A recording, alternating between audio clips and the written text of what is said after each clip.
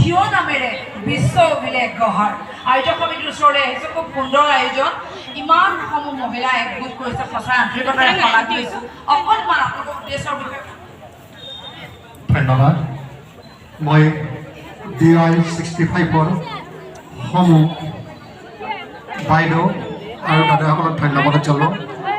আমি এই শিৰোনাম ভাগি নামনি অসমৰ বিশেষকৈ মহাপুৰুষ যোজনাৰ সৃষ্টি আমি আয়তিৰ দ্বাৰাই যোৱা 23 এপ্ৰিলত বৰপেটা ৰোডৰ প্ৰেছ ক্লাবত এখন সাধাৰণ সভা দিওঁ। তাতে প্ৰায় 120 গৰাকীমান আয়তী গোট খাইছিল। তাৰে পৰাই আৰম্ভ হৈ এতিয়া এই পৰ্যায় পাইছে। বিশেষ নকওঁ, আমাৰ বাকীখিনি সোণালী বাইদেউ ক'ব। সোণালী বাইদেউ হৰি নামেৰে ইতিমধ্যে বিভিন্ন ঠাইলৈ গৈছে বা আমাৰ পৰম্পৰাগত গীত মাতসমূহক তেওঁলোকে জীয়াই ৰখাৰ চেষ্টা কৰিছে। আৰু আজি এই সুন্দৰ আয়োজন 7,000 মহিলা ক'ৰ পৰা কিদৰে গোটালে? মই প্ৰথমতে DI 65ক মই নমস্কাৰ জনাইছোঁ। লগতে আজি বিভিন্ন অঞ্চলৰ পৰা উপস্থিত হোৱা ৰাস মন্দিৰ প্ৰাংগণত আজি একত্ৰিত হৈ আজি নাম পৰিৱেশন কৰা আই মাতৃসকলক মই সেৱা জনাইছোঁ যে এই অনুষ্ঠানটোৰ ক'বলৈ গ'লে সঁচাকৈ কিছুমান ক্ষেত্ৰত তাৰমানে চকুপানী ওলাই যায়।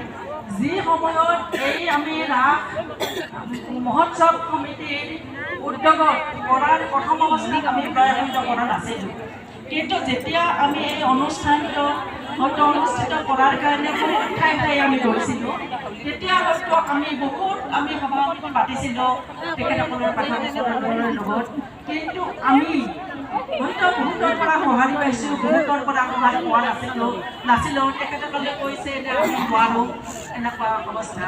কিন্তু আমাৰ ৯৭ সংখ্যক ৰাস মহোৎসৱ সমিতিৰ মাননীয় সভাপতি শ্ৰদ্ধাৰ হেমেন দাসদেৱৰ কথা আমি ক'বই লাগিব। তেখেতক এই কথাটো মই অৱগত কৰিছিলোঁ যে এনেকুৱা এটা অনুষ্ঠান কৰিব পাৰিলে ভাল হয় নেকি, গতিকে আমি ৰাস মহোৎসৱ সমিতিৰ উদ্যোগত কৰিব বিচাৰিছোঁ।